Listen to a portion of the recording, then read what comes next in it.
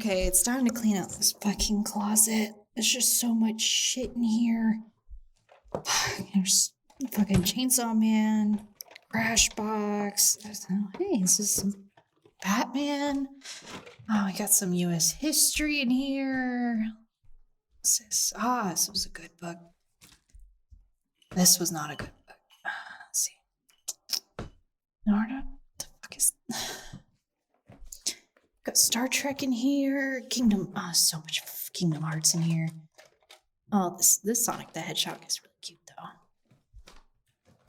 Let's see. What a good album. Let's see. What is this? Is this a door in my closet? Hold up. Let me... Why is it cold?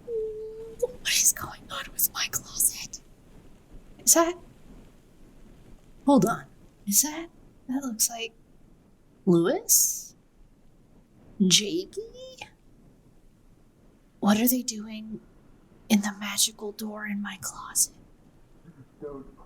Are they recording a podcast? God, that's a good line that was not in the book. I'm just gonna lay here and listen to it. I don't want to disturb whatever magical bullshit they got going on.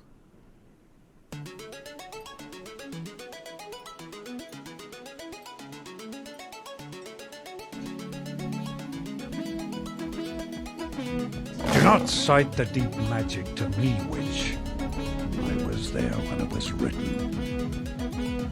Don't quote the old magic to me. God. That's a good line that was not in the books. Was it really not? Oh, okay. We'll have to get into that in a minute.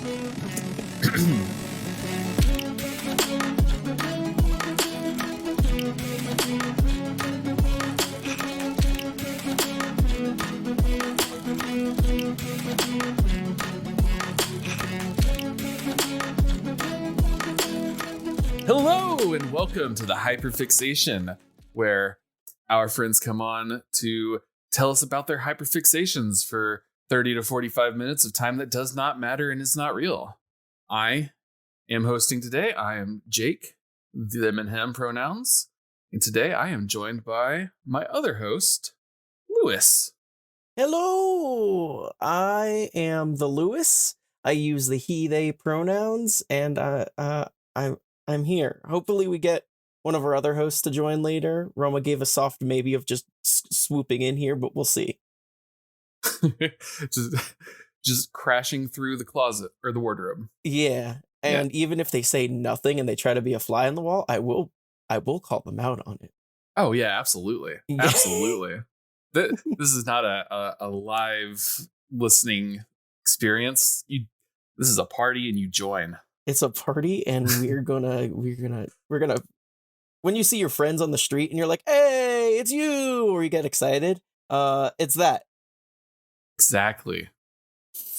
All right. Well, so Lewis, what are we talking about today? Today we're going to be talking about the magical, mystical, very, very overwhelmingly religious, the Chronicles of Narnia, the series. These books, I used to read them when I was younger. I read them all a long time ago. I watched like all the old BBC movies, but it's been so long for me. They are a cult classic. I don't remember the exact release timeline for these, but it was the early 1900s. Let me pull up some facts upon these so I'm not missaying shit. Hell yeah. And while you're doing that, I do want to just like start this episode by before Lewis starts telling me all about the Chronicles of Narnia, I do want to just put it out there that C.S. Lewis stated multiple times, and I'm only stating this because it is hilarious, that there is no correspondence between characters and events in the books and Christian doctrine. There is none whatsoever. There is no allegory. Yeah. I would also like to state from that of later on, it has been very very obvious that, because I will be talking about this, that there is complete parallels with Christianity, but C.S. Lewis has gone on record of it was never his intention. It was just, it kind of worked its way into the story organically. And I will He- say that is bullshit because there's nothing organic about it. He is either a liar or in complete denial. Yeah. Nuh-uh. Ooh, there's so many things I wanted to draw allegories for specifically Aslan just straight up being Jesus, but I'll get there. But there's a lot of other correlations with characters and biblical figures. So, how did you like first get into Narnia? My first interaction with Narnia is probably similar to most people's, most people around my age at least, of being a kid in the early 2000s, and another fantasy shit's coming out. You know, this is the time of like your Harry Potter. I think like the third one was coming out at this time, or the second one. The second Harry Potter's coming out. We got Percy Jackson stuff either coming out, but there's just a lot of fantasy stuff where Hollywood's like, holy shit, we can make money off of kids' book series. Let's do that. So my first interaction was from actually the movie, and I just kept falling into different holes of trying to find facts on it online. Internet was really bad at that time, but never actually reading the books because I was a lazy kid, and I'm a lazy adult still. I first got into these like a little bit before all the movies and everything started coming out. They started like bringing these back because the church, despite Lewis's C.S. Lewis is arguments, the church loves these books, and so I had them hoisted on me from a very young age. Here, young Jake, read these. They're good for you. And read them I did. Isn't there like 7 books total? There are 7 books, yeah. Yeah. I've only read the last ones a couple of times. Mm-hmm. And the very last one I only read it once. I was like, yeah, I'm fine with that. Now, But this is part of my discussion point of how we're going to go over this. Mm-hmm. But when you say the last ones, do you mean the last ones chronologically or last ones release order wise? I guess chronologically, because the book set that I had growing up numbered them chronologically. So I had no idea that they were not released in that order. No, the first one release wise was The Lion, Witch, and the Wardrobe. Yeah. Yeah, I know that now, but like as a kid, I was like, no, this is how they go. But the first book in the series is technically the second to last one to be released. Yep. And that one I do actually like. I like that quite a bit. Which is are you talking about The Magician's Nephew? Yeah. Magician's Nephew was pretty lit. I enjoyed that book probably more than all the others besides Lion, Witch, and the Wardrobe. I mean, yeah, that one's the classic. Yeah, and it's got all the fantasy stuff that you can look past. It's the same issue with almost any other fantasy stuff of the first instance of a series or game or what have you in the fantasy world normally feels the best because they're just trying to get the information out there and trying to make it feel complete, and everything after tries to fill holes but leaves you with much more questions to ask. Right. At least that's the way I interpret a lot of media of second movies or games or seasons or what have you. Typically aren't as good because they're trying to recapture the magic of the first one or expand stuff just too rapidly or too slowly. Yeah. I don't know. That's just me. No, I get that absolutely. I feel like for the most part overall, I think that Narnia had decent pacing. but it not the yeah. Yeah, I agree that There was the horse and his boy. Horse and His Boy is a poo book, but overall, the pacing of all the books are pretty good. Yeah. Besides the fact that, story-wise, there's just a lot that's left to it. C.S. Lewis breaks a cardinal rule of storytelling in most of these books, which is to show, don't tell. And a lot of stuff that happens in these books happen off screen, and they're like, and then that happened, and it was resolved. He yada yadas a lot. I'm gonna wait. I'm gonna wait for my big example for this. It's in The Lion, the Witch, and Wardrobe. Until we get actually into me being able to hyperfixate. But there's one big one that he's just like, and then that happens, and then oof. I think I know what you're talking about. And I'm very excited to get to that. But yeah, let's go ahead and start this imaginary timer that I don't actually have with me, but that's all right. Yeah, why not? And I'm gonna click this fake ass button of getting started. Badoop. Okay. I thought about it while I was simultaneously asking you of where we're going to start chronologically or release order wise. And I'm just going to go by chronologically because that's just what's going to make the most sense. Because regardless of how it was released, it does flow together a lot better chronologically. It really does. Because it would not make sense for me to say, all right, we're going to go to book 2, then book 4, book 5, 6, then book 3, book 1, then book 7. That is the release order. It's wild. All right. I'm not going to have a lot to say on a lot of things probably when I first go over it. So this is just going to be an overall. I've been introduced to Narnia since I was like 10 years old when this movie came out, and I have been interested in the book series, but finally got around to it now, and my Hyperfixation came out now. Like every other book series made into media, I am disappointed in the media retroactively after reading the books because they always just drop the ball so damn hard.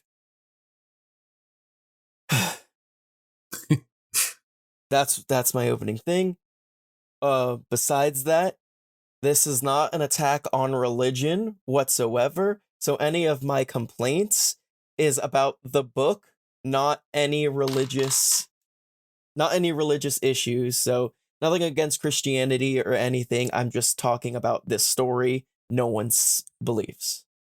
With that being said, I'm going to get into The Magician's Nephew. That book is fantastic.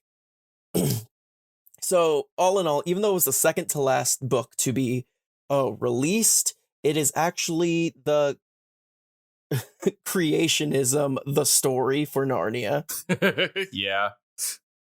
The premise of this is a kid goes to go live with his aunt and uncle because his parents have died. Him and his friend in the neighborhood go to sneak into the uncle's office. They find him. Uncle tricks the little girl into putting on a magic ring, and she goes to another dimension. It's already off to a weird start. Pacing's very good, but I just want to get through everything before I really hone in on some stuff that really irked me. After jumping through some dimensions, they end up in a real dead world with these statues of people, but in the back of all these statues of people is this really humongous woman who's gorgeous, and our little protagonist who's like 10 years old, much like almost every other protagonist in these books. You're not going to get any older than 16 years old for our protagonists in these books. You're as low as 8, as old as 16. That's our age range. And they kind of have a lore reason for that later, I think. A A little bit. I think it's loose lore. They don't specifically say it, but they're working on like Neverland type logic. Pretty much. of like the older you get, the less you believe sort of Yeah. shit. I don't know, kid's imagination. Regardless, they see this woman and little boy, for some reason, who's encapsulated by her beauty, rings a bell that is pretty obvious that says, "Hey, don't touch this fucking bell," and wake her up. And then wakes her up, and the little girl yells at him, and then the pretty woman stops being a statue and comes to life and is like, "Yeah, I'm evil and definitely not the White Witch from later in the book series." And they're like, "Oh shit, well, we better leave back to our own dimension." So they tried to leave, but she grabbed onto them and they pulled her back to Earth. And she starts just stealing shit because she's a queen in her reality. So she's like, "Well, these horses are mine. These fancy clothes are mine. Everything belongs to me because I'm a ruler and you're all shit peasants." Yeah. And like, she backs it up too. Like, the police try to stop her and she just starts beating them. The cops are like, all right, come on, get off that horse now, and let's just, calm down a little bit. And she rips a piece of a lamppost off and beats the cop over the head with him, and he drops to the ground. They don't make it clear either if she killed him with that blow or if he just gets knocked out. But like, he's dead. He's definitely dead. I took that as dead. Yeah, absolutely. So little boy who's like, "Well, I'm the one who fucked up and I brought her to my reality, so I got to get her out." So he grabs onto her to drag her back out of that dimension. But her dimension won't let them back in, so they just kind of jump into a random one where it's just pure blackness everywhere. And then there's a bright light that's kind of four-legged and shaggy looking, and then it roars very loud. It's like a lion's roar, and with its roar and its beautiful radiance of light coming off of it, it creates land around them.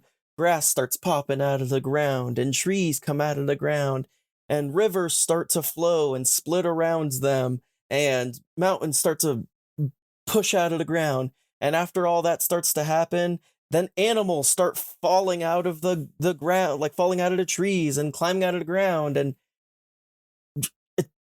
it's creationism. They went to a new reality, a different dimension, where a lion made almost completely out of pure light roared and continued to roar until a whole reality was made around him.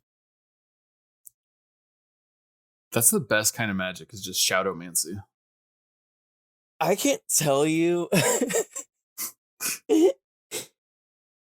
how much I just face palmed when I first got to that part and was like, all right, got it. So Aslan is God. Aslan, haven't got to him yet. If you haven't heard the book series or read the books or saw the movie or heard the audio, Aslan is a talking lion who's like the leader of Narnia. But in this book, it establishes that Aslan straight up created Narnia, the land. But there's no allegory. There's no allegory. A weird thing about this is the witch is so bewildered. They call her a queen in this book, but it's the White Witch. The White Witch is so bewildered by what's going on. She kind of just drops the piece of the lamppost and it like falls into the ground, but because the world is still getting created around them, it just sprouts into a full-fledged lamp, which also is in the book series of they walk in and there's just a lamp there. That lamp wasn't put there by anyone. It was grown by a piece of a lamp from Earth. I forgot about that. Later in this book series, they plant some taffy, and then it grows into a taffy tree. Incredible. And they're like, won't this bad witch be able to do bad things because the magic power growth shit? And Aslan's like, nah, see, that's only happening because the strength of my roar was still reverberating around here, so she won't be able to use that. But I'm getting ahead of myself. After this happens, and the witch is like, oh, weird lion dude, I'm out.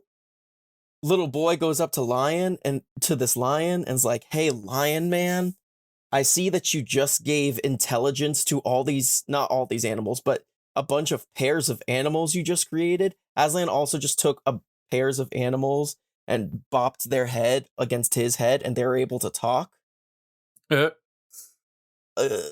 So since the little boy sees this, they shoe in some plot armor of like, oh, I gotta go to Aslan because he has this magic ability to give animals the ability to talk. Maybe they can heal my clinically ill mother before she dies. So now he has a purpose to talk to this lion. So he goes up to the lion, and the lion's like, hey man, thanks for introducing evil to my universe on the day of its creation by bringing that witch here.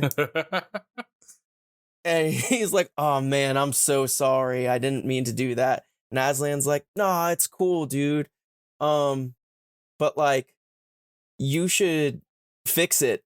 It's your fault. So like, even though I just created this planet, I need you personally to go on a journey to go get a piece of fruit from a tree way over there and bring it back over here to have protection from the witch so she can't influence this land. Because if not, she's gonna fuck up everything, and it's gonna be all your fault. And he's like, okay. And then Aslan's like, good job. You agreed to my task without asking any questions, so I'll give you this Pegasus, and now you can go fly over there because you didn't ask any questions. That's concerning. It really is. That's a concerning lesson for kids. It's a lesson that you will keep seeing of Aslan being like, good job not asking me questions, child. I will reward you. Ugh. Never question, only do. It's fine. It's terrible. I want to get through this one because there's some other books I want to glaze over, but so after getting to the area where this tree is to go get the fruit, it's behind a locked gate, and the Pegasus that brought him there and the little girl who went to Narnia with him are like, we'll wait outside, you get the fruit because it's your task, essentially. I'm good out here. So he goes to the fucking fruit, and he goes in, and he looks up at this tree, and there's these beautiful golden apples. Definitely not the apple from the Garden of Eden or anything. No, of course, there's no allegory. There's no allegory, I promise you. So he's looking up at these apples, and he's like, ooh, these look delicious. And even though Aslan said to never eat any of these, how is he going to know if I eat one or not? Cough, cough. God literally said don't eat the apple. So he's like, all right, fine, I won't eat it. So he goes to grab an apple and puts it in his pocket. And he's like, all right, this is the fruit that I said I'd get Aslan. And then he looks back up at the tree and he's like, well, what if I just ate one of these other ones? And then that would be fine. And then right when he had that thought, he had a feeling of being watched. So he turned around and he sees someone eating the apple. And oh, what's that? It's the witch behind him. The witch ate a giant woman. A giant woman. She's described as like 7.5 feet tall. Hell yeah. And as she eats the apple and the water's like running down her face, all the color drains from her face, and she's not like pale. She's literally white as snow. She becomes completely white. And he's like, whoa, that's fucked up. That's crazy. So he runs past her to get on the horse and he tries to fly away. And before they fly away, she's like, hey, man, why don't you just eat that apple in your pocket? This is definitely not an allegory for the snake. There's no allegory. This was an accident. But I promise you, if you eat that apple, all your dreams will come true. And every knowledge that you don't have will happen. And he's like, no, I can't do that. And she's like, but what if you gave it to your mom? Maybe this apple can heal your mom and make her not be dying anymore. And he's like, well, my mom is dying. Oh, wait a minute. You snake ass bitch. What's your game? Why do you care if my mom's gonna die? Get the hell out of here. And she essentially does Swiper the Fox, oh man, and runs north because this kid said, what's your game? Get out of here.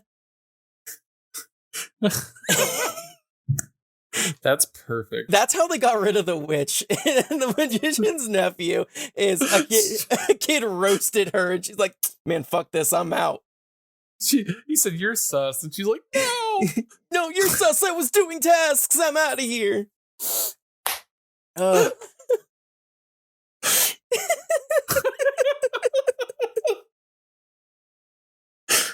not sus, you're sus. Fuck.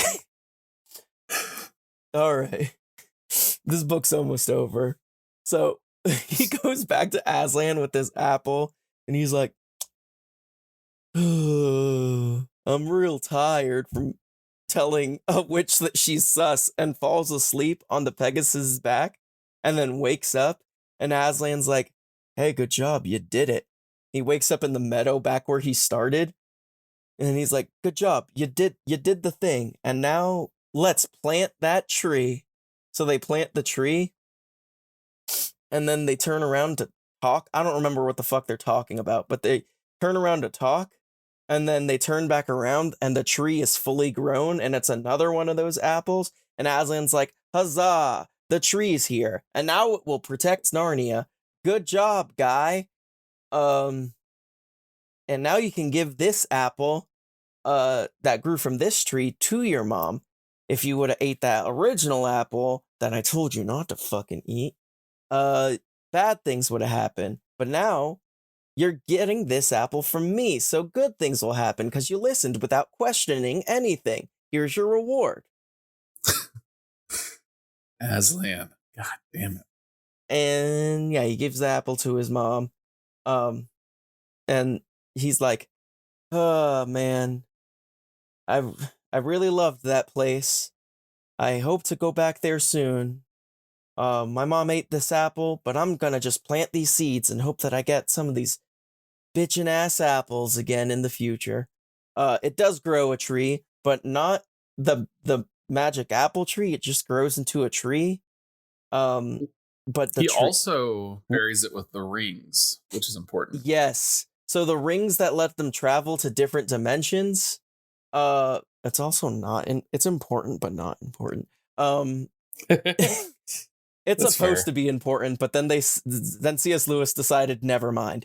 Well, I guess I thought that's what gave the wardrobe its magic. See, that makes sense. What I interpreted as is because the tree would blow with a wind on its leaves, even if it was not a windy day at all, as if it was coming from Narnia itself. So the tree in Narnia was attached to the tree on Earth. Oh, okay. But one particularly heavy storm day, the tree was knocked over, but the kid, who's now a professor, said, I don't want to lose out on my Narnia tree. It seems like a waste to just burn it. So he had it made into a wardrobe. And that's the end of that story. So we're gonna go on to The Lion, the Witch, and the Wardrobe. I'm putting emphasis on that, guys.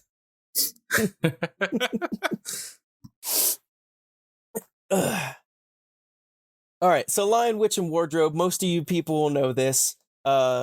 These 4 children, they get sent to a professor's house. Maybe that exact professor I just talked about. Because there's the fucking air raids happening in London, and their mom doesn't want them to die to death. Yeah.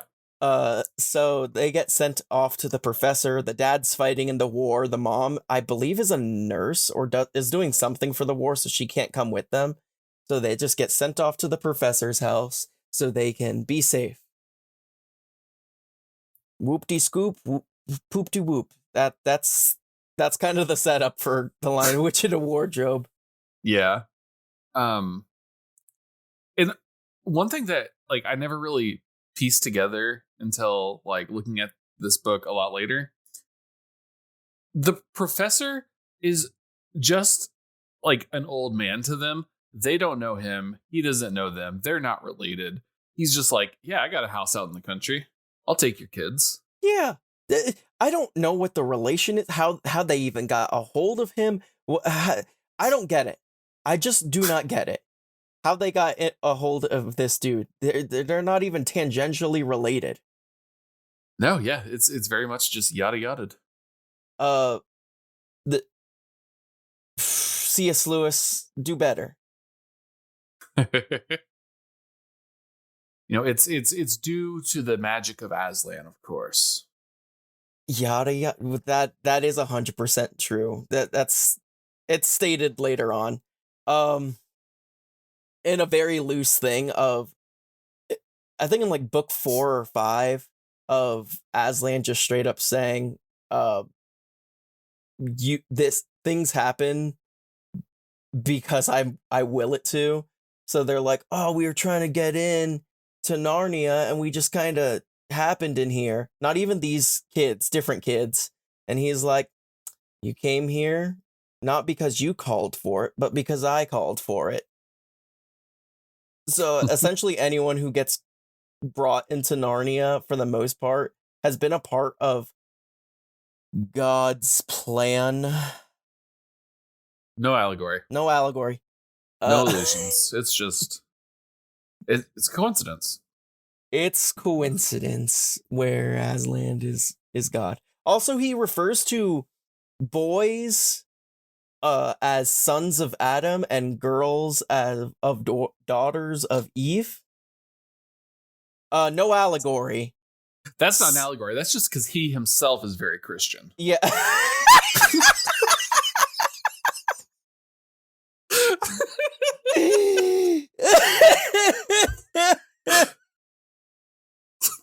Dude, I forgot to mention in The Magician's Nephew that a random the horse that they got was actually pulled in because he was holding on to the horse that the White Witch stole from him, and he's like, hey man, I'm just trying to calm my horse down. So this random dude gets pulled into Narnia, and when he sees Aslan, Aslan's like, hey, what would you like to be king? And he's like, I don't know nothing. I just like farming and I'm just good to the people. And he's like, yes, I know. I've seen. And it's like, this Aslan knows this whole dude's life because he's omnipotent. And what?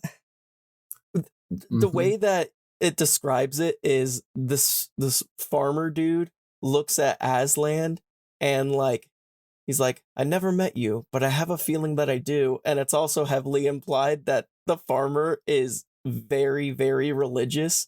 So he's like, I don't know you, but I feel like I do. God. But it's all allegory. It's just a coincidence.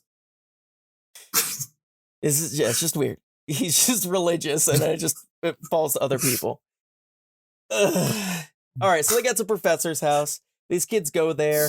Our age range for our kids is 13, 12, 10, and 8. That is Peter, Sue, Edmund, and Lucy. In that order. Do you need to remember these names? No, I'm just gonna give them nicknames. You don't really need to remember them because it doesn't matter. None of them really matter. I'm just gonna refer to it as the oldest, the youngest, the betrayer, and I'm not even gonna refer to Sue because she does not matter. Unfortunately. Susan does not matter. I think even C.S. Lewis knew. You'll find out why I say that at the end. Mm-hmm. So, these four kids, man, I can count. These 4 kids are in this professor's house, and they decide, hey, let's play some fucking hide and seek. And Lucy goes and hides into the wardrobe. And she's backing into the wardrobe behind all the coats and shit. And then, oh, what's this on my back? It's cold. It's snow. She's in a forest that's covered in snow out of nowhere. And then, what's that? Huh? It's a fawn. I thought they were called satyrs. I guess they're I the think same it's both. thing. Yeah. Interchangeable. I knew the reason, like, I think it's just etymology kind of thing, but yeah, they're the same deal. A half goat, half man person. Comes along and he's like, oh, you surprised me. And she's like, oh, you surprised me. And we have very cute interaction with this. I'm not, by the way, people, I'm not talking about this movie, the movies at all. I will just complain about them if I talk about it at all. So don't come at me if it's like, well, in the movie it's different. It's like they take artistic liberties. I can't help that Mr. Tumnus is a lot more evil in the movies for some reason compared to in the books. Yeah. Whatever. So they see this deer, they're talking, they're playing. He reveals that his name is Tumnus, so she calls him Mr. Tumnus, and he's like, "Oh, hey, would you like some tea?" Because he's having a great time with her. And she's like, "Oh, I really got to get back. I can't be here." And he's like, "Oh, it's just around the corner. Oh, you look cold. I just want to warm you up." She's like, all right. It's not every day I get to meet a fawn." So they go back to his house. They drink some tea. He plays some music. He tells her the information of why it's bad in Narnia right now, because it's always winter and not any Christmases. There hasn't been a Christmas in 100 years because the White Witch. White Witch, how is she in charge of Narnia? Yada yada. Yada yada. But now she's in charge of Narnia, and Aslan's not there, I guess. Who cares? But he says that that's what's going on, and she's a terrible person. And now Mr. Tumnus is like, but I'm a terrible person. So he starts crying, and Lucy's trying to comfort him. And he's like, I'm bad. My dad would be disappointed in me. And she's like, no, you're doing great. You're a great guy. You know, guy you just met 2 hours ago. She's like, no, I've done bad things. And she's like, no, you haven't done bad things. And he's like, yes, I have. I've lied. And she's like, that's fine. He's like, I've kidnapped. And she's like, what? Who? Hey, yo, what? And he's like, you right now. And she's like, that's okay. You could just let me go. And he's like, I know I can, so I'm going to, because the White Witch is a bitch. And she told me to tell her if any people come in, sons and daughters of Adam and Eve, that I gotta kidnap them. But you guys don't suck. So I'm gonna let you go. So she's like, oh, great. You're letting me go. Goodbye. And he's like, goodbye. And he takes her back to where she was found, and she goes back to the wardrobe. He's kind of just stupid in the books, where like he's kind of ignorant of what the world is around him. Whereas in the movie, he is portrayed as pretty sinister. Like, constantly he's looking over his shoulder, and they got intense music. I just watched them earlier today, so it's fresh in my mind. Nice. Yeah, no, in the books, he's definitely like incompetent at best. Like he's an incompetent coward. Yeah, in the movies, he's just like almost like rubbing his hands together evil. Yeah. And they make it seem like he was guarding that specific area to kidnap any humans that would come through. But in the book, it's more of like he kind of just lives there, and it's a standing order to all Narnians of, hey, if you see any, turn them in or else. Yeah. But that's all I'm really going to talk about Mr. Tumnus. He's more of a red herring or a plot device than a character. But Lucy goes back to Earth, and she's like, oh man, I'm so sorry I've been gone for so long, everyone. And they're like, Lucy, you're supposed to hide during hide and seek. What are you doing? You just left. And she's like, oh, what crazy magic stuff. You guys want to go to Narnia? And they're just like, oh, Lucy, no, there's nothing. What are you talking about? So that she brings them to the wardrobe, and they're like, look, see, Luce, nothing there. So she gets upset because no one's believing her. And the older siblings, the 13-year-old and the 12-year-old, are like, look, she's just going through a hard time. They're very parentified in the books. Oh yeah. I'm gonna draw the line to the movie again. They treat Lucy like utter shit in the movie. Yeah. Same with Edmund, where he's kind of just like the misunderstood kid. In the movies, they just made him an asshole and a piece of shit, and all the other kids bully him. Ugh, whatever. She tries to say things, no one believes her, but they still try to check it out. But later in the night, she's like, man, I gotta see if Narnia is real. So she goes back to the wardrobe and walks in, and she's back in Narnia.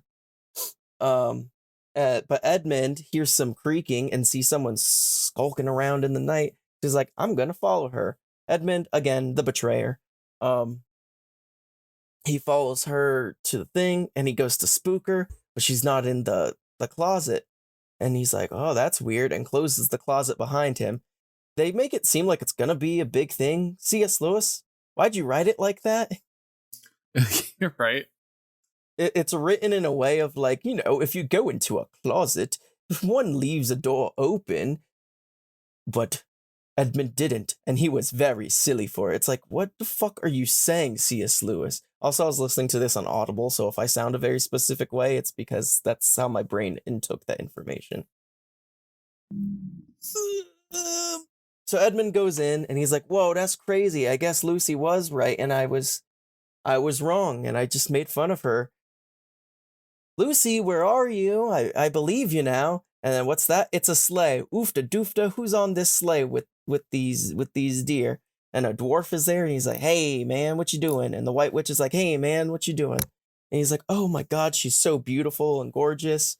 What are you? You a man person? And he's like, yep, that's me. I'm a man person. And she's like, ooh, man person. Hello, man person, 10-year-old child.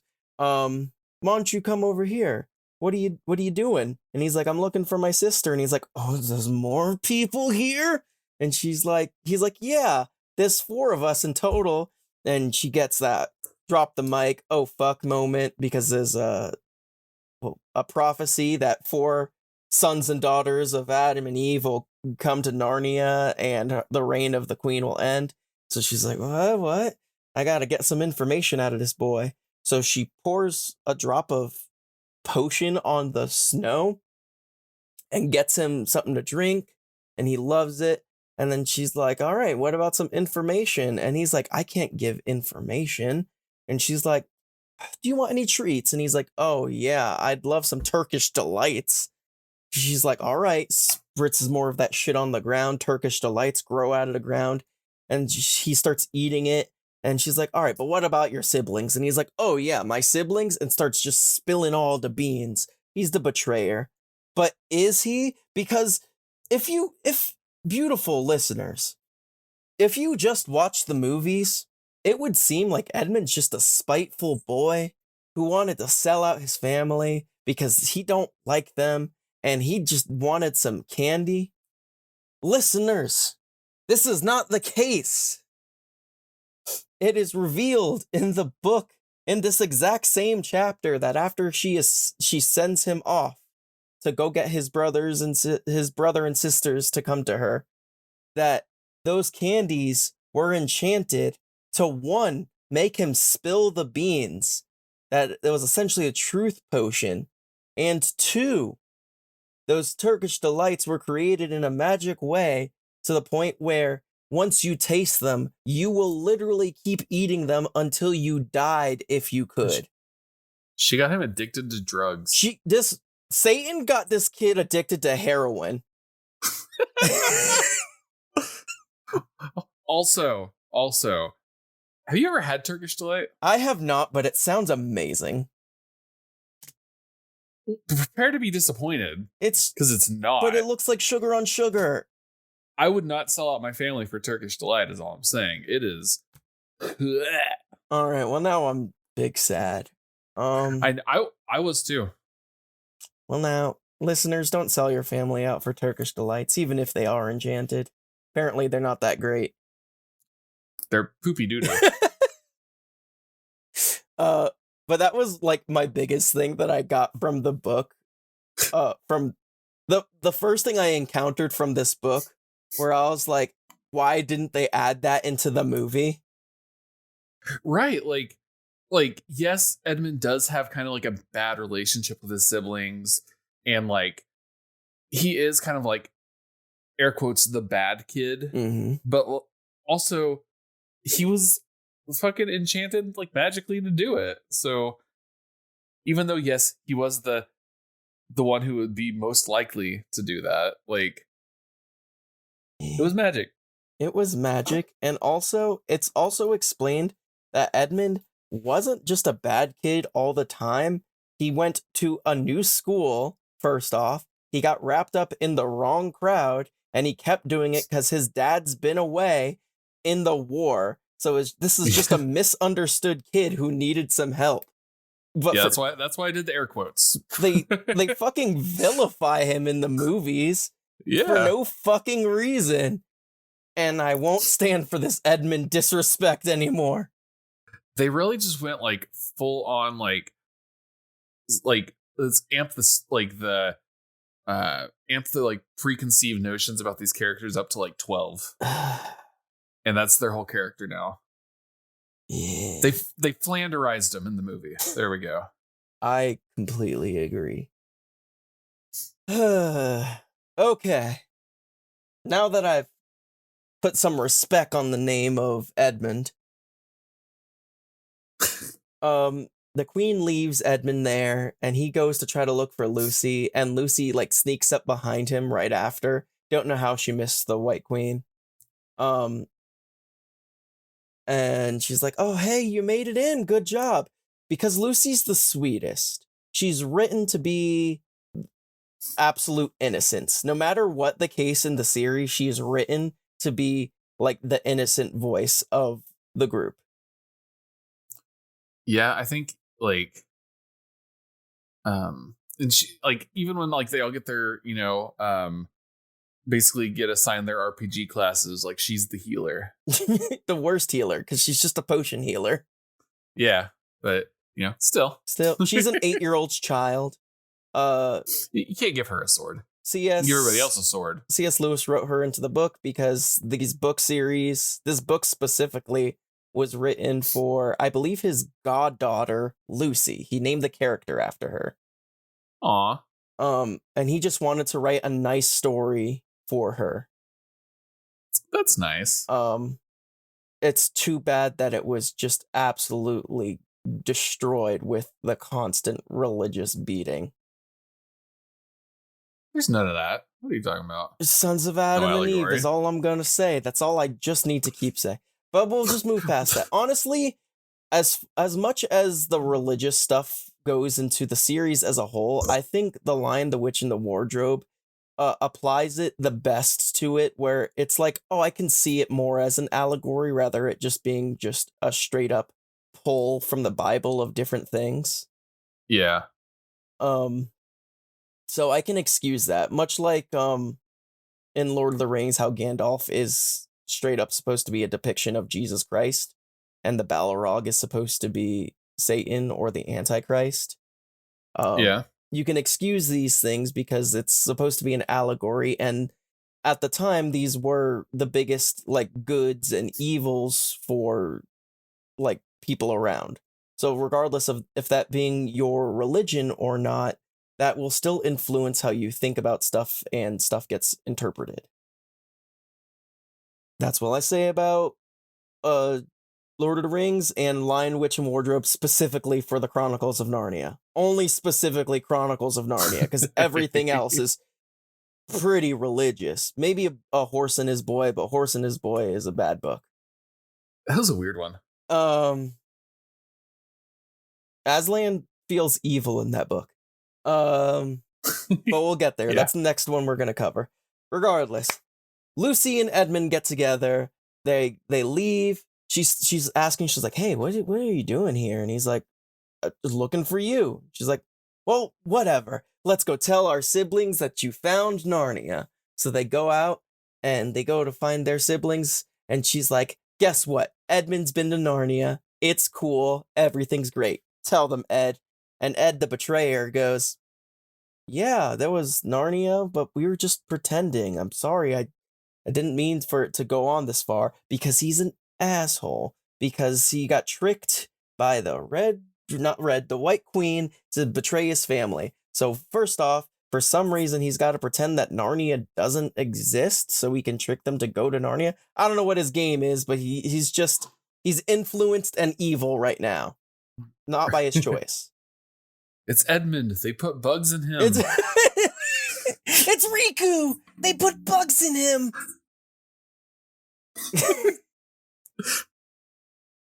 Fuck. So the older siblings are like, "Shit, man, this is getting bad. Lucy has snapped. She might need to go see a specialist because these kids are parentified and they're thinking about having to institutionalize their sister." It is the 1950s, and I think lobotomy is still legal during this time, so I'm worried for my girl Lucy. Probably. So they go to talk to Professor because the professor is a professor of what? Yada yada. So they're like, "Hey, Professor, Lucy, she's straight cray-cray. She keeps talking about this Narnia shit," and Professor is immediately interested because he was there for the creation of Narnia. But he doesn't say that at all. And in fact, Yeah. it doesn't establish that he knows anything about Narnia until the end. He's a lot weirder in this book, given the retrospect of Magician's Nephew. Yeah, he's just a creep in the book. I don't know, maybe it's because it was written 5 years later and they're like, "Shit, let me reintroduce this character as not a fucking creep." Yeah. But also introduce his uncle as a creep, so if he has any creep qualities, it's because of his uncle. I guess. Yeah. Whatever. Yeah. They tell Professor. Professor's like, all right, I'm listening. I hear you out. But before all this happened, out of Lucy and Edmund, who would you think is the most truthful? And they're like, "Well, before all this happened, we would say Lucy." And he's like, "All right." So with that in mind, because I'm a professor and I'm trying to sound smart, if she's always telling the truth and Edmund's always lying and he's saying it doesn't exist and she's saying it exists, obviously Narnia exists. And they're like, "But how?" And he's like, "I don't know, but it exists. Your sister's not crazy.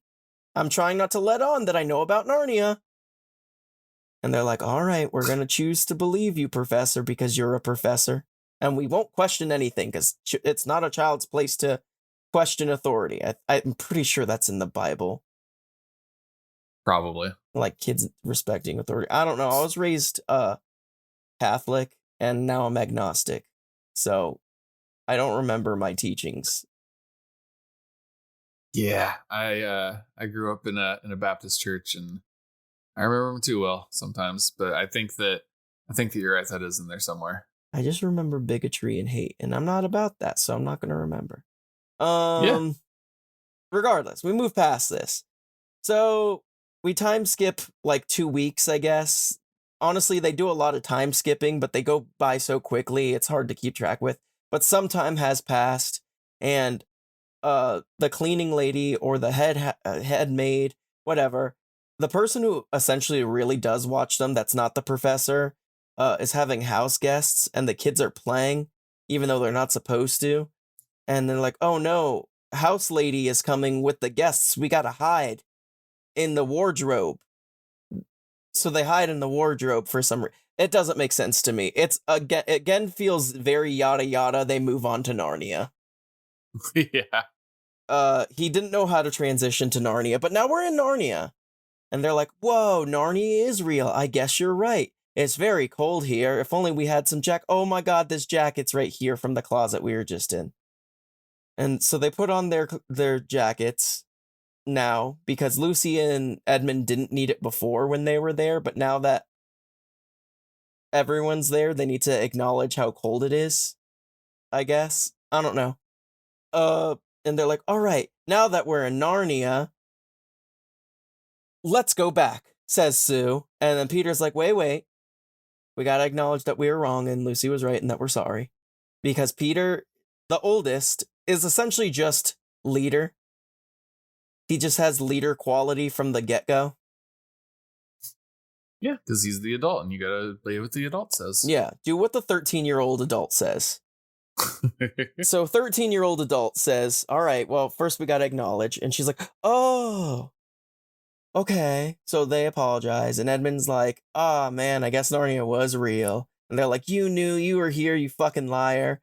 And they do razz him pretty good here in the book too. So they're essentially just like, you're kind of a piece of shit. Like, why couldn't you just stop for a moment? Right. And he's like, well, fine. Geez, God, I don't know. I was just playing. Never a good answer for the homeboy Edmund. But Lucy's like, all right, everyone, let's go meet my good pal, Mr. Tumnus, because he's the only person I know, and he did try to kidnap me last time I was here. Well, I guess the second to last time I was here. And they're like, all right, let's go meet this cool guy, Mr. Tumnus. Oh, no, his house has been ransacked. Oh, golly, oh, geez, oh, no. So it's just a ransacked house. Everyone's upset. They're like, oh, we should go. And Lucy's like, no, we gotta find Mr. Tumnus. And Sue, always the pessimist. Honestly, she's just a bummer the whole book series. It's just like, no, we should leave. And Peter's like, let's not leave, because he was a friend to our sister when she was here and helped her out and got her away from the White Witch. So everyone has to do what Peter says because he's in charge, I guess. So they start wandering and being cold. And then what's that in the tree line? Huh? It's going, psst, come over here, essentially. It's a talking beaver. So this talking beaver's like, hey, yo, come with me. I know what happened. Secret police stole Mr. Tumnus, and he knew they were coming. And he gave me this handkerchief that Lucy left to prove that y'all tight. So they go with the beaver. They go to his house. They meet his wife. They tell all the kids are there. Edmund's being a sourpuss because he's like, I want to lure all my kid siblings to a deadly trap at the White Witch's house. He's hexed, but also the boy kinda dim. Yeah. Like, and like, I like how you do kind of get some perspective of like, he kind of doesn't want to, but at the other hand, he's like, but I gotta. Yeah.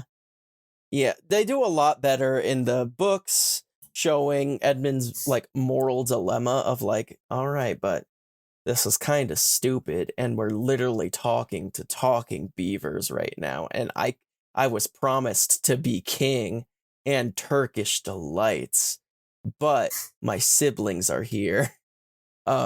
Stupid siblings. Stupid siblings.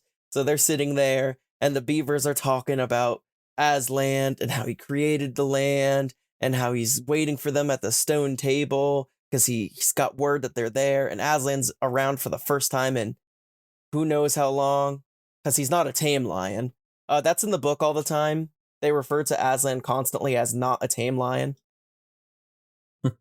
He's wild. Yeah, so he'll just fucking disappear for goddamn centuries, apparently, and not give a shit.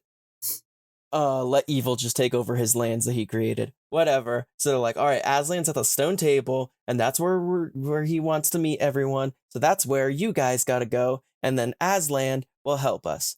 And they're like, all right, sounds good. We should go see Aslan. Where's Edmund? Huh? At what point did in this monologue did we establish that Edmund's not here anymore? And then Mr. Beaver's like, well, guys, I gotta tell you, I knew from the moment I saw your brother that he's a traitor and a liar, and I hate his fucking guts, essentially. Mr. Beaver said it was on site. Yeah, really? He was like, I never trusted him because he was your brother, but I don't trust him, I don't like him, and he sold you out to the White Witch, so we gotta go. So they start going, they leave, Mrs. Beaver packs some good lunches, and then they go. They run into Santa Claus, and they're like, oh, goody gumdrops, it's Santa Claus. What did he get me? Oh, munitions. Santa Claus was packing heat. Not really munitions, but Santa Claus gives Peter, the oldest, a sword and shield, gives Sue, the boring, a bow and a horn, and gives Lucy a healing potion that can heal any wound anytime ever, no matter what, as long as they're not dead, and a dagger to protect herself. And he's like, all right, well, I've been gone for 100 years, so now I gotta go see other people. So then we cut over to our boy Edmund. Edmund's like, ayo, it's me, Edmund. Don't call me, I'm talking! Hey, yeah. So they're like, ayo, it's me, Edmund. I'm here to see the White Witch. And they're like, all right, we'll let you in. White Witch is like, what are you doing here? I'm evil and bad, and I'm showing you now. And he's like, oh shit, I'm afraid. I made a mistake by coming here. And he's like, I did the best I could. Specifically coming there without his siblings. Like, how dare you not bring them to me? Oh yeah, she digs into him. She's like, you're so fucking stupid, essentially. Like, how could you? You're useless. And he's like, I did the best I could, but I got him halfway there. They're currently at the Beaver's house just down the road, and you can go get them, and everything will be fine. And she goes, what was the verbiage she used? Like, looks like you're not entirely useless after all. Or some shit like that. Sounds about right. And he's like, okay, well, can I get my candy now? And she's like, I'm evil twiddle mustache. Yeah, you'll get your candy. Not, let's go get those kids and murder them. And he's like, oh no, they're gonna murder my siblings. It'll come along. But we're gonna make you come along so you can watch, I guess. I don't know. Yeah. So they bring Edmund along, and they come across a bunch of merry animals, and they're like, White Witch is like, what's this? What's going on over here? Why are you dancing? Where'd you get that alcohol? You holding out on me, homie? Because she collects taxes hardcore, and everyone's miserable, apparently. And they're like, no, we're not holding out on you, we promise. Santa Claus came by, and she's like, Christianity, how could this be? Because Santa Claus hasn't been around in 100 years. So Christianity. And it's a sign that her magic is. It's a sign that her magic is weakening. Mm-hmm. The magic is loose and bad, and she's like, shit, I need to get rid of these kids right now, and turns all those people to stone. And she also has that power now. Yeah, I guess she had that in the Magician's Nephew, where everyone was stone. Oh, duh. Yeah, that makes sense. But in the Magician's Nephew, that power was more of like killing all life on. Guys, I didn't talk about this. I fucked up. What she did was she was the queen there, and she had a rebellion going on, and they were going to overthrow her potentially, and she got worried, so she decided to use her found forbidden magic that would just kill everyone. That's what happened on her planet. A rebellion happened from her people, and she's like, oh, they can't rebel against me. I'm gonna kill everyone, including myself. I guess I'll just die. Ugh. Yeah. So I guess she has a lesser version of that power here, but she needs a wand to do that. She's like, if I can't be in charge, no one can be in charge. It does show really good how like evil she is. Like a lot of mediums don't do pretty good of showing motives or just like lengths a villain would go to do stuff. And they establish pretty well in The Magician's Nephew of what type of person she is. Yeah, absolutely. But I'm dragging my feet a bit. These two books are honestly the meat and potatoes of the entire book series. Everything else is pretty mid. Yeah. So they turn these people to stone. Edmund tries to beg for one of the animals' lives. The White Witch ain't about it and backhands the shit out of him, and he's like extra afraid, and he's like, "Fuck, I real deal fucked up." But we cut back to the siblings. The other three siblings make it to the stone, and they meet Aslan. And Aslan's like, "Hey, it's the son and daughters of Adam and Eve. Welcome, welcome. Where's the fourth one?" And they're like, "Oh, Edmund's the betrayer." And he's like, There's always got to be one. "Okay." And then he's like, "All right, well, that sucks." And then he goes fucks off somewhere, and then the girls are like, "Hello, we are the girls. We are the girl siblings, and it's unfortunate that we were written in our time where we don't really get much dialogue or anything that happens to a what's that sound? We're getting attacked." So we cut to Peter fighting wolves. And other warriors go to join him and fight, and Aslan's like, "Don't help him. He needs this. He needs to be a king." So he makes a 13-year-old child with a sword and shield he's never wielded before defend himself against some wolves. And I mean, Peter did it. He did do it.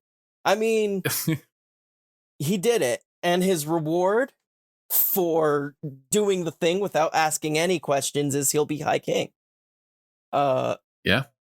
Again, Aslan just doing stuff because people, they don't ask questions, so he'll reward them. So they're like, "All right, well that sucks. So we're gonna get them back." So I don't remember if they tailed one of them or what have you. They're like, "All right, the Edmund is that way," and they kidnap Edmund. I think they arrived with Edmund, and then she turned herself into a rock or something so they wouldn't see her. I can't remember exactly what happened. Regardless, Aslan's peeps rescue Edmund, and then they send what is the word? A delegate? A delegate, thank you, to come to the land and be like, "Hey, you stole our betrayer, and the White Queen wants to talk to you." And Aslan's like, "All right, she can come over here and talk to me, but she's got to leave her stone statue making one because that's spooky and I don't want to die." It's scary. It's spooky scary. And then they're like, okay. It sounds good. And so Aslan sends one of his peeps to make sure that it gets done. That happens. White Witch comes and she's like, "Hey, I'm the bad guy. You got this betrayer. And according to law that I made with a crooked king or something in the past, all bad guys belong to me." Or something. It doesn't make sense. And then he's basically like, "Yes, but Aslan's like, due to those same laws, I can trap card you." "Yeah, you've activated my trap card. How about you take me instead?" But we don't know that he says that. He's like, "No, fuck you. Come over here and talk to me in private." Yeah. So they talk, and then she goes to leave. And Aslan's like, "Hey, we did it. Satan said that his soul is ours again." And she's like, hey, but how will I know, Jesus, that you're a man of your word? And Jesus yells at her. Jesus yells at Satan, says, get the fuck out of here. So she gets scared and leave. She runs away a lot. She does just leave a lot. She's just a weenie in the books. So after running away, the boys get training, and I guess Sue gets training with the archery bow stuff, but I don't think they really focus on it. But regardless, Yeah, it's all off screen. It's all a dream, yada yada, and then some It's all time off passes. screen. They don't care. The only thing it really does focus on is that Aslan is telling Peter how to do battle strategy and plans to lead the army, and Peter's like, yeah, then that'll happen. Cool. But Aslan, won't you be here with me to make sure that everything will go smoothly? And he's like, haha, maybe. Yeah. No, totally. Don't worry about it. And Peter doesn't ask questions, so Aslan rewards him with being High King. Peter does not ask questions. He just does not. That would make him a bad kid. Yeah. Fucking Christ. So one night, Lucy and Sue cannot sleep. Finally, they get some screen time. They're going to be vastly important. I'm sure of it. So they get up because they can't sleep. And so they go outside to see the stars and like, wow, the stars are so beautiful. Is that Aslan wandering off into the darkness over there? We should go check on him. So they start tagging along with Aslan, and he sees them and he's like, hey, what are you doing? And they're like, hey, what are you doing? And he's like, I'm just going for a walk. And they're like, you want some company? He's like, yeah, all right, I can use some good company for the last time tonight. And they're like, what? And he's like, what? All right, let's go. They wander into the forest. They're having pleasant conversation. And then he's like, all right, we're at a point now. You cannot follow me any further. No arguments. And no matter what happens, don't do shit. And they're like, what does that mean, Aslan? And he's like, shut up. Don't do shit. Just shut up and hide. Shut your mouth.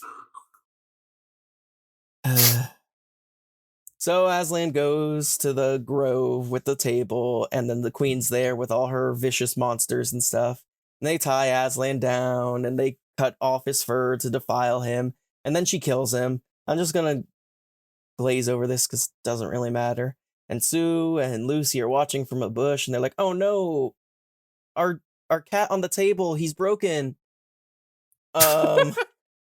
Aslan's dead. They wait in the bush until morning, and everyone just leaves because fuck them, they got a war to win. And they're crying over Aslan, and then there's mice chewing on him, they think. They're like, yeah, get out of here, just leave him alone.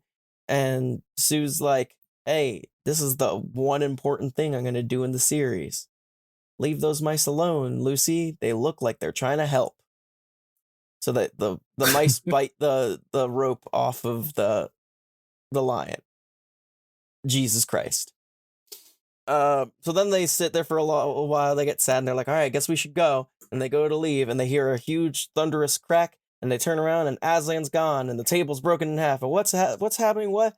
Why couldn't they just leave Aslan alone? They came back and did something, I guess. They immediately jump to nefarious thoughts.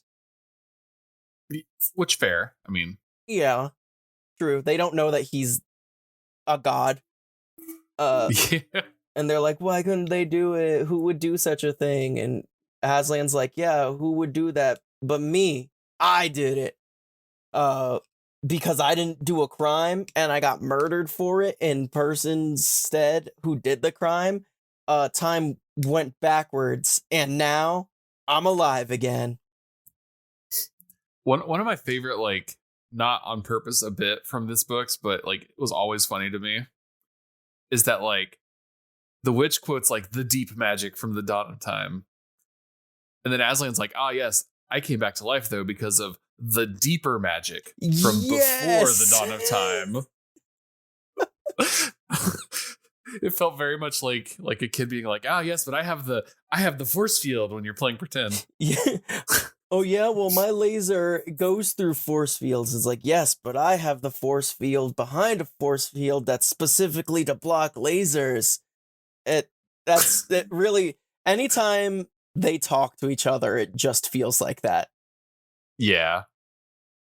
Whatever. Aslan's back, and they're like, all right, let's go. And he's like, all right, ride on my back, I guess, children. I'm a 5-foot tall lion. So these children climb on his back, and they're like, oh wait, why aren't we going to the battlefield? And he's like, we got shit we gotta do. Shut up, kid. So they go to the White Castle, and they get a nice tasty stone people to eat. There was a joke there. I did drop the ball super hard. Yeah, they I think, don't they like revive all of the stone people so that way there's like another army from the other side? Yeah, that's what's said. That's what they say. They say these words. We don't watch it happen, but it happens allegedly. Essentially all this scene really boils down to is Aslan showing that he can bring people back from their stone death and show that Mr. Tumnus is there, and now he's brought back to life also. Ooh, yay, Thomas is back. Yeah, they go into a lot of detail about like getting all these people out and animals and what's going on. And then Aslan's like, all right, let's go to the battlefields. Let's reinforce our forces. So they go to the battlefields. The girls are riding on him, and they get there just in time to see Peter killing the White Queen.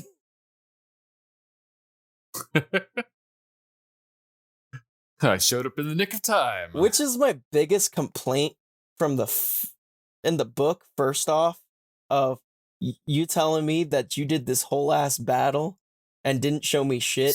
And then Aslan's like, oh wow, good job getting her. And Peter being like, yes, the battle was doing okay. And then it was not doing okay. But then like he does a play-by-play instead of just showing us.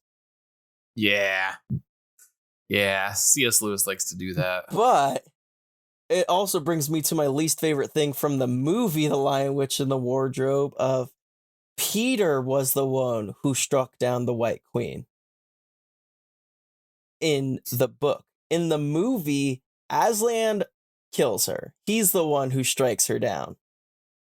It takes a very powerful moment away from a key character. Yeah, that's kind of a bummer. And it's like, well, only Jesus can do the thing.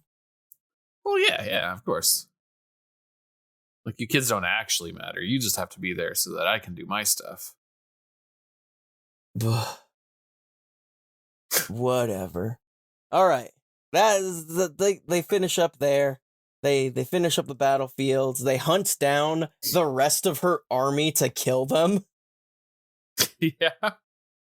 And then they get crowned kings and queens of Narnia.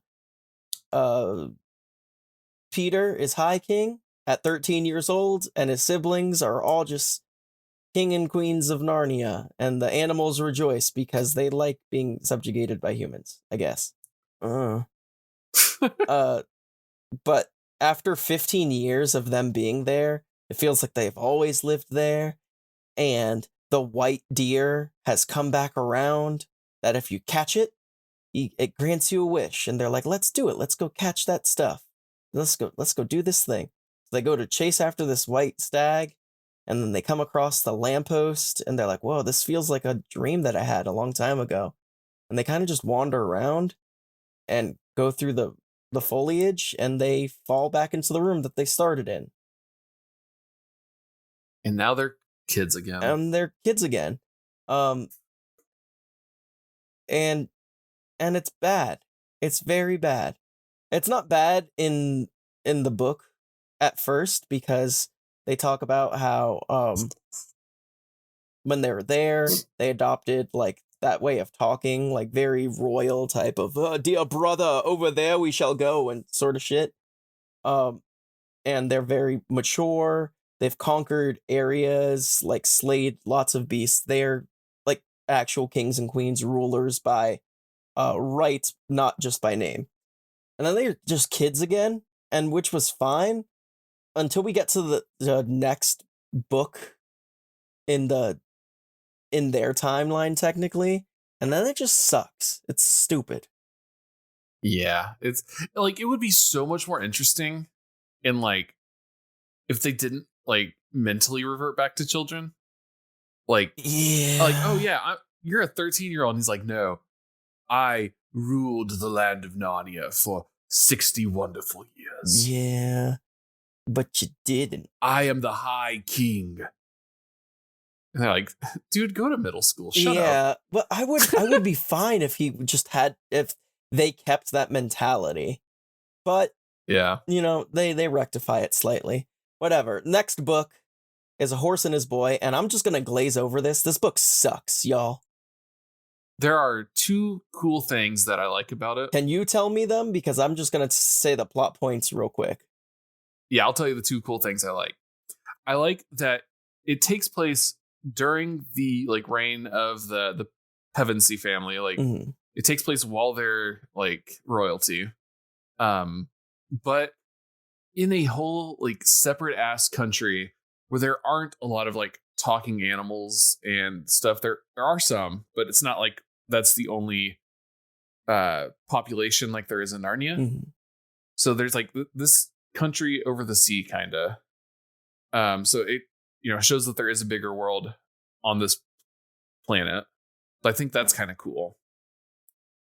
And then the second thing I like is that like near the end, the boy does meet like the old ass versions of like Peter and them before they go back to the real world. Yeah, he meets. Those are the two cool things that I liked about that book. He meets directly Edmund and Lucy, and they're just fantastic and great rulers. I agree with you. Those are the only two things that I actually enjoyed from this. The story overall does not matter. It's just a side story that gets to show you more of the wider world and how their customs differ. And it kind of just sets up Tosh, who is like a deity for these people there.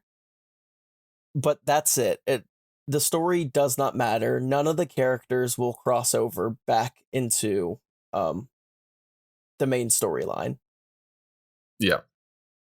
It's definitely a side story within the universe that just you will see Lucy, Edmund, and Sue, and Peter is off fighting giants. Yeah. And like not even that it's like unimportant, because if that was just the case, I would be like, oh, that's fine. But it was boring. And like aside from those 2 points that I told you, I couldn't tell you a single thing about the book. I don't remember anything about it. A little boy was sent on a journey. Like this horse is like, hey, you look like a Narnian. Like you don't look like, not a Narnian, what the other people. Whatever. He doesn't belong where he is. He has lighter skin. He's like a mountain folk person. And the horse is like, I'm also from that Narnia area. We can run away out of this land together. Essentially, the little boy was kidnapped as a kid. He is a twin of a prince royal line. He's the crown prince, technically. And it's just his hero's journey. That's it. He's not even a good hero. He passed out in the battlefield. Like one time. Woke up after the battle? I said, and then did he wake up after the battle? Yeah. It was very Bilbo Bagginsy of like, and then I was knocked out and woke up afterwards, and then they found me. Aslan mauled a little girl in the book. Shit. So this little girl was a duke's daughter or some shit like that, and he was gonna marry her off for political power to some older dude who was cruel. So she decided to run away. And how she did it was she put a sleeping potion in her maid's coffee or some shit and made her pass out. So she ran away when she was supposed to be somewhere for like 3 days. So she had a good head start. Right on. So she got essentially what Aslan did was he mauled her in 3 very specific scrapes on her back, or 4, whatever. And she's like, well, why'd you do that, Aslan, if you're such a good guy? And he's like, well, those the exact deepness and the exact width and the exact pain that you felt and the exact recovery it's going to take you is exactly what that maid got to her for your lie and your deception. Oh, shit. So Aslan mauled a little girl for doing what she had to get out of marital slavery. Fuck. So she didn't listen to Aslan, so she gets mauled. Well, yeah, that's how you get. Gotta. You listen to Aslan, you become a high king or a fucking crown prince in this book. If you don't listen to Aslan, you get mauled. That's what happens. She deserved. Yeah, whatever. The book doesn't matter. Prince Caspian, I can talk a little bit about, but I'm not going to. Yeah, isn't the only it sets up Caspian, who's important later. And it's like, oh, now it's been a couple years in our world, but it's like 1,500 years later. Yeah, it's been exactly 1 year since the kids left. Really? Okay. And they're like, I guess we'll never go back to Narnia. And then they're on a train, and then they get called into Narnia. This is like a third through the book of when that actually happens, by the way. They don't get called into Narnia until a third through the book. The first third of the book is setting up Prince Caspian as the rightful ruler, 10th in line, 10th of his name, rightful king of Narnia, from these invaders who just took over and just started slaying all the talking animals. Shit. But he has a tutor / professor who just tells him all the secrets of Narnia and how things used to be, and Aslan, and how everything used to be so great, and the lore of the old kings and queens of Narnia, the siblings, the little kids, and how awesome it used to be. And then one day, I think he was like 15 at the time or some shit. I don't remember exactly. He was still like a tween, early teen age. He was woken early. He had to leave the castle because his aunt just gave birth to a baby boy, which means that his uncle can now finally kill off the true ruler / crown prince and just put his kid in charge because, I don't know, plot. Yada yada, plot. Yada yada. Whatever. He blows the horn, brings the kids back to Narnia. They appear in the ruins of Cair Paravel, which is the castle they've ruled in for 15 years before coming back. Save a dwarf, get their shit. Lucy starts seeing Aslan, but like no one else sees him. Okay. And they're like, whoa, Lucy, what the fuck's wrong with you? And she's like, I truly see him. I don't know what's going on. And everyone's like, Lucy, there ain't nothing there. Shut up. Except for Edmund. He's like, no, I didn't believe Lucy before, and she ended up being right. And they're like, yeah, but she's not right now. So out of nowhere, her siblings, who trusted her enough to lead as a queen, do not just trust her to be like, hey, I saw God. Our old friend God, remember him? Yeah. You know, God. That thing we believe in? Well, I saw him. And they're like, no, you didn't. Shut up. I'm trying to sprint to the finish line at this point. We are in book 4 in this 7. The next few books, oh my god, I can just glaze through all that shit. But the last battle, the last book, that's the meat and potatoes where I got big complaints. Whatever. Prince Caspian shit, though. Yo, nothing really happens here. Like, after the kids get there, a short battle happens, and then Peter's like, hello, I am king, and he has his, like, kingly demeanor again. I guess being away from Narnia, there's, like, 2 separate personalities that form, so the longer he was in Narnia, the more of himself he was. Yeah. Whatever. So he's like, I'm High King Peter. Hello. What's our battle strategy? What's going on? Okay, Caspian, you're the rightful king. Got it. The people will be safe in your hands. Cool. Like, he accepts everything. Peter don't question shit. Never He does. never does. He's just like, okay, got it. Sue still being like, we should go back. This ain't our business no more. We've been gone forever. Keep in mind, no one has questioned that it's definitely been long enough where their castle has fallen to ruins, and everyone they knew from that time is 100% dead. They have not brought it up, and they will not bring it up. They never bring up how everyone they know and cared for during that time is now dead. So moving on. Peter acknowledges Caspian as king. Then he sends a direct challenge to the king, Caspian's uncle, and the dude accepts it for no fucking reason. So Peter and him start doing a one-on-one duel where it's close for some reason, and then one of his men kills him, and then they're like, "Oh, look, those Narnians are traitors. They did that. They 100% killed our king." So now a big war happens, and then the trees come back to life, and Aslan. And honestly, Prince Caspian's a pretty lackluster book. The best part about it is Reapy Cheap the mouse. He's like Reapy Cheap, I love him so much. He's like a 2-foot tall mouse with the biggest fucking like honor hard-on there is out there, where he's just looking for glory and honor and protecting the land and his people. Like, he's like, if you can imagine a paladin in a 2-foot tall mouse, that's Reapy Cheap. Yeah. He's wonderful. He is a fantastic little thing. Aslan acknowledges that they essentially were created from his ancestors, were the mice that were chewing on the ropes that let Aslan free, which is why I said it's the only important thing that Sue actually does, is by saying, "Hey, Lucy, leave those mice alone." I think Reapy Cheap plays like a much bigger part in the next book. Yes.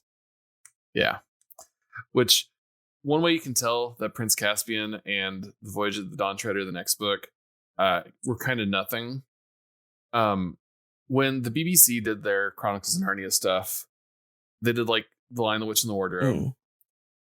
And then they just combined Prince Caspian and the Dawn Treader. And they just combined them into one thing. Because they're like, there's not enough to do a whole thing here. Yeah.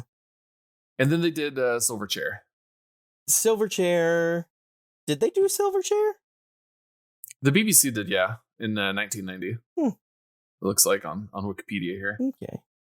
Yeah, Prince Caspian, there's nothing there. I will say, and another great thing of it definitely not being allegory, it's a coincidence, a wink wink, is at the end of the Prince Caspian book, Aslan's running through the land and like making things better for people because he was gone for a long time. So he's like, "Oh, I gotta catch up on my good deeds." They pass by the old nursemaid who first started telling Caspian of old Narnian ways, and she's like, "Oh, no, Aslan, I knew you'd come. I always believed. I never stopped." And he's like, "Oh, heal my daughter." And she starts feeling better. Like, he used his magic Jesus powers to heal her just by being there and booping her with his snoot. So she's like, "Oh, I'm feeling good." And he's like, "Yeah, you should feel good enough to drink some water." And then her son comes in, is like, "Here, mother, drink some water from the well." So she drinks some, and she's like, "Ha ha, Aslan, you rascal. This is the sweetest wine I've ever tasted." Aslan turned water into wine. Just coincidence. Yeah, just a coincidence. Original. TM. Don't read anything into it. Whatever. Prince Caspian honestly doesn't matter except for setting Caspian as in charge, and then Aslan looking at Sue and Peter and saying, "You're too old now. you can't play anymore, and then tells them that they'll never be able to come back to Narnia. Yep. So in the voyage, the voyage of the Dawn Treader, it's an even more nothing book than A Boy and His Horse, which sucks because it has our major characters of Lucy and Edmund and their shitty cousin Eustace. This dude's the fucking worst. He should have gotten the treatment that Edmund got in the movie. They should have given it. Guys, I don't want to talk about Eustace too much, but imagine your shittiest cousin who's always just like, they never want to play with me. You guys suck. But also like teasing you for like playing anything. That's literally all he fucking does. He bitches and moans and pretends to be better than everyone else. He's the fucking worst character in the goddamn book. But then he gets better. No, he doesn't. But they say he They does. say he gets better and they just give him less screen time. That's all that really happened. That's better. So the book for this is essentially, it's been 3 years Narnia time again, like 1 year Earth time since the last book, and Prince Caspian's like, well, everything's going great in the kingdom, and now I'm just looking for my dad's old friends that my uncle sent out to sea instead of killing them for some reason, to bring them back home, because I made a promise as a king that I'd do that. So that's all the book is them monster of the weeking looking for his dad's friends. And we just listen to Eustace bitch and moan, and Lucy and Edmund getting far less screen time than they deserve. And then Eustace goes onto the island, one of these islands, goes to try to steal something from a dragon who just died, and then turns into a dragon. And then after a week or something, they're like, well, I guess we're gonna have to leave Eustace here because he can't fit on the boat. And he's just a boy again out of nowhere, and he just doesn't suck magically because he's been humbled as a dragon, which don't make no sense to me. No, if anything, he'd get worse. Yeah, like all that greed and hate and stuff, whatever. Now he's better, I guess. I guess they just decided to replace him with a different boy. Mm-hmm. The book ultimately doesn't matter. They get to the edge of the world after finding all of the friends, and the edge of the world, or the edge of the sea, is supposedly where Aslan country is supposed to be. And Reapy Cheap is like, I'm gonna go, and Caspian's like, no, I gotta go, and everyone's like, no, the fuck you're not. That's literally the edge of the world. No one knows what that is, and Narnia still needs a king. And then he tries to go all tyrannical ruler. And then a reflection of Aslan came to him and yelled at him and told him to stop being a bad boy and go home. So King of Narnia, Prince Caspian the 10th, just turns around and is like, I don't get to play, and then kicks some rocks. He's like, get out of my boat, and kicks Reapy Cheap and the 3 children off the boat. Damn. That's really all that happens. Reapy Cheap goes to Aslan country, and Aslan sends the 3 kids back home. And I guess Eustace doesn't suck anymore, I guess. The last sentence of like the Wikipedia article for Voyage of the Dawn Treader is like, it's its own separate paragraph. It just says, back in the real world, everyone remarks about how much Eustace has changed. Yes, they say that boy was replaced. And no one gave a shit except for his mom. Is like, well, he's tolerant now. What the fuck? You ruined my boy. That's essentially all that really matters. Like, these 2 books, I wish they were better, but obviously even the movies combined Prince Caspian and... No, they didn't. They stopped at Voyage of the Dawn Treader because it just didn't make enough money, and probably because Eustace was a terrible character. Yeah. I didn't watch that one. I never have, and I never will. Yeah, of the newer 3 that they made, I only ever watched the first one. Prince Caspian's bad because it's essentially like they ripped out a third of the way through the book, 2 pages that said, and the kids show up to Narnia after a horn was blown, and they just decided to write whatever they wanted to after that. Like, there's so much unnecessary shit and just stuff that didn't happen. That's wild. Whatever. We got 2 more books. Silver Chair. Silver Chair is another great book, but honestly, you can glaze over most of that stuff. Essentially, Eustace, a year, like 2-3 years later, or some shit like that, is doing some shit with some girl. Like, they're just kids that get bullied. Yeah, like his classmate or Yeah, something. these classmates are doing something at school and they're getting bullied, and then they end up in Narnia. I don't remember. It doesn't matter. These kids are in Narnia now. And she freaks out and almost pushes him off of edge. Well, she does push him off. And Aslan swoops him away, or a bird. It doesn't matter. Honestly, a lot of this is just a plot device that just sets up this girl to be in Narnia and alone with Aslan, and Aslan's like, here is your quest. Prince Caspian, now King Caspian, is like old as balls, and his son has been missing for years. Find him. Good luck. Here are your signs to look out for. And then he dips. So these kids were sent on a journey, just the 2 of them, useless cousin and friend. And they go on their journey. They find out that the prince was kidnapped by some witch. It's not the White Witch. It could be the White Witch, but it's not. It's a green witch. Could be a descendant of hers. She killed his mom. And then enthralled him because we couldn't have enough enthrallment. Honestly, Silverchair is a good story, and I don't want to talk too much about it. They expand the universe a lot more, but the unfortunate thing is they just don't go into it too much, so you don't see a lot of what's going on. Very wide, but not very deep. Yeah. It's like, look at all the stuff that's down there if you went further down. We're not going to go down there, but if you did, that'd be pretty cool. And then they just move on. And that's like apparently vast underground cities and ways that people can go. It was crazy. It sounded awesome. They did not go into it at all. And even the narrator at the end of the book is like, and if you ever find yourself in Narnia, remember to check out those caverns for yourself. And it's like, you son of a bitch, show me.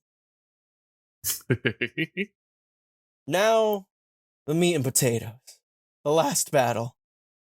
The last battle. And I'm gonna say, this book fucking sucked. This book was terrible. I hated this book so goddamn much. Yeah. When we first get introduced to Eustace in the Voyage of the Dawn Treader, he's like 9 or 10 years old. And he's like 10 years old in Silverchair. So in Last Battle, he's 16. So it's been like 6 years since they've been in Narnia. And essentially what happened was all the peeps were together who have ever been to Narnia, our original kids, the Eustace and classmate, the professor and his friend from when they were little kids who were there to witness the beginning of Narnia's creation. They're all getting together because they're the only people they can talk about Narnia with. And then they had a fucking weird vision from some dude. It was Caspian's great grandson, who is essentially calling for help from Aslan. It's like, everything sucks and we need help, Aslan. And so they're like, shit, all right, guess we got to go back to Narnia. And the only people who go through are Shitty Cousin and his friend again. Oh, I forgot to say, in Voyage of the Dawn Treader, at the end, Aslan also told Edmund and Lucy, you're too old to play, you can't come to Narnia no more. Yep. So our original 4 kids are not allowed in Narnia anymore. So we got Shitty Cousin and his friend. They go in, they start helping the king. things are not looking good throughout the whole fucking book. Like, any step forward is like 5 steps back. Ah, shit. Any advantage they get, like, oh, we did it. We got all the horses released from over there. Now they'll come help us, and they're shot dead, all of them, in front of our eyes. And they're like, oh, it's the dwarves. Let's release them from their imprisonment, and they don't want to believe in us or Aslan anymore. They just want to be for themselves anymore. Like, And so bad. and isn't like there's the the evil like ape has the donkey that's being like the fake Aslan, so he's making everybody think that there's like an evil Aslan going around. So this ape finds a skinned lion skin just floating in the river and throws it on his friend the donkey, who he has essentially enslaved. And he just keeps telling the donkey, like, hey, listen to my plan and everything will be cool. And he forces this donkey to pretend to be Aslan just so he can rule Narnia with an iron fist for some reason. Like, he sold a bunch of his people into slavery. It just doesn't make sense. Like, there's no motive, and it's a lot of yada yada, move on. Yeah. It's a good story, I'm not gonna lie. It's just a lot of leaving out important bits. But in the final few chapters of this book, it's just our protagonists and stuff talking about how they need to stay away from the shed because that's where they're going to die. They can feel it, or the farmhouse. But they're getting pushed further and further into it. And in this book, there's been a few times where they kind of allude to something, like them being like, oh, we should have never come here. I wish we were back where we were. And then the friend will be like, well, I'm kind of glad that we're here because, like, I felt like there was a sudden jerk right before we got to Narnia, and that was pretty spooky, and I'm kind of scared to go back. And they just keep dropping little hints like that. Yeah.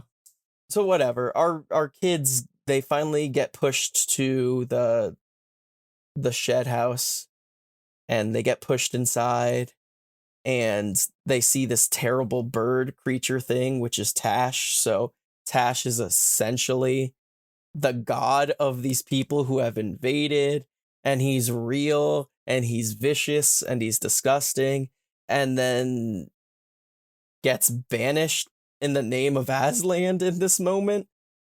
I think he's supposed to be an allegory for the Antichrist, because he's described as the antithesis of Aslan. Everything that Aslan is, Tash isn't, and everything Tash is, Aslan isn't. Yeah. It's pretty shoehorned in there, honestly.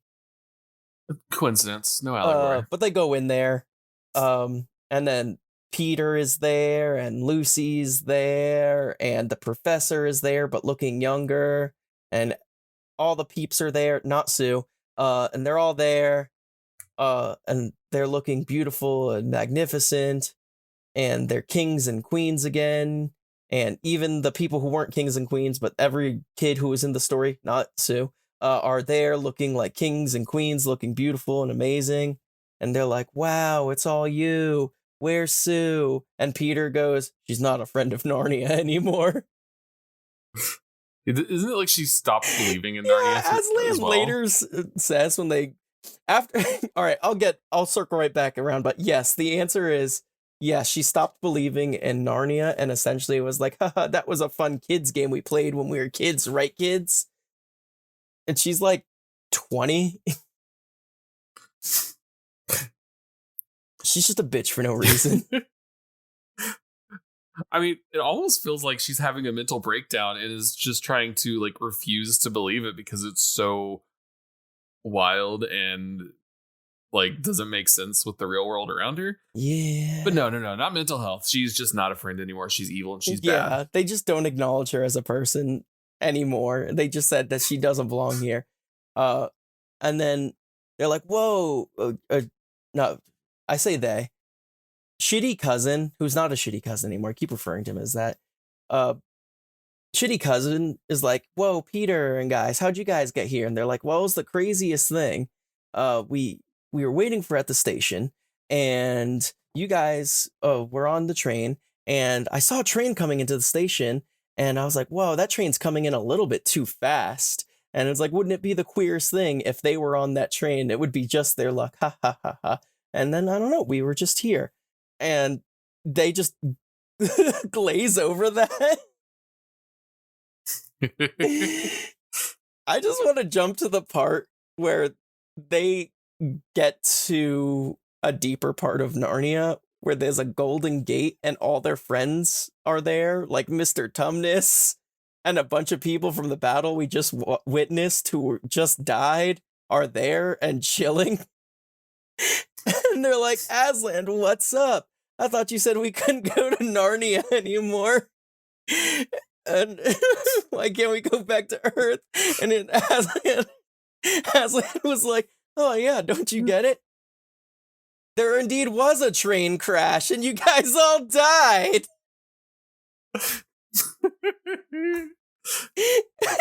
And he's like, but there's enough of that. And then he just glazes over it and no one asks any questions. It's such a bad ending to the series. Listeners, that is the end. And like, Tash made Narnia so like bad and evil and full of darkness that Aslan's like, we're just giving up on that one. And here's the true, actual, real Narnia. Now we're going there. The real Organization 13 sort of shit. Like, things got so corrupted that he made a little pocket universe and then destroyed the Narnia that they were just in. And then where they're at is also Narnia, but it's the true Narnia. And the further in you go, the more true it is. And even on Earth, there's a true version of Earth. And that's where the kids' parents are because they've never been to Narnia and they can't go because they can't play. But the kids' parents also died, and they're in the true London. Except for Sue, because she's not a friend of Narnia anymore. Yeah. she everybody else got to go back to Narnia after they died. Susan just died. But since Sue wasn't even in the true London, because they got to see the parents in true London far away, but Sue wasn't there, can it be implied that Sue just didn't die and she has to live with the fact that everyone she knows is now dead? Oh shit, probably. Because the parents didn't know shit about Narnia, but they got to go into they went to heaven. Let's just acknowledge it. They went to heaven. Everyone, the true version of the worlds are just heaven. All right. That's where I got. I'm sorry if I rambled on or I just didn't make sense. I've just been listening to this and hyperfixating on this goddamn book series. Lewis, do you know what show you're on? Yeah. There's no need to apologize here. I gotta apologize. We love it, baby. Yeah, but my hyperfixation on this was a lot of complaining. I mean, we don't always love the things we hyperfixate on. That's all right. That's pretty true. So, one thing I do gotta ask: did you ever play the video game? I did play the video game. I found it hard. I don't remember a single thing about it other than I played a lot of it. But I don't remember anything about it. It's wild. I know in the beginning they were doing the hide and seek stuff, and I was just stuck in the house for a while. It took me a long time to actually get to Narnia. Hide and seek is the hardest game. But that's all I remember from that. So maybe I just gave up and hide and seek. All right. Well, now that we're kind of wrapping it up, it sounds like, is there any, other things that you want to address about Narnia before we go? I will say, regardless of what I said on the show, give the books a read or a listen. There is a lot of good material in there. It's pretty genuinely good fantasy. there's just a lot of religious overviews.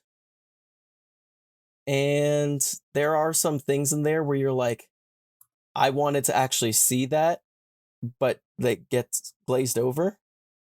But more importantly than everything, in the Audible I had, each book had a different narrator for some reason.